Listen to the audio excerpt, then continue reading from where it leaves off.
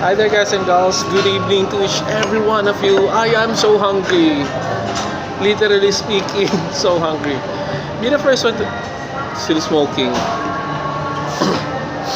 I'm supposed to have a fish wraps but it's not available because it will take so much time to cook again.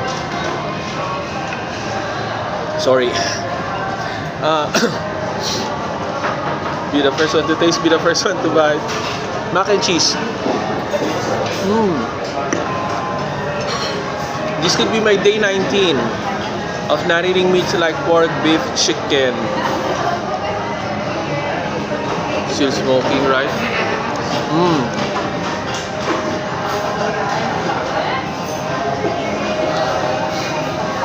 Sour cream and potatoes.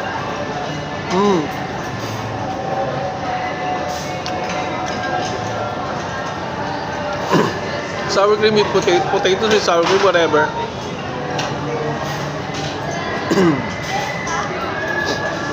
Okay guys.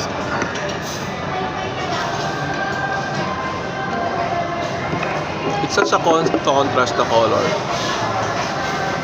Now you see the color.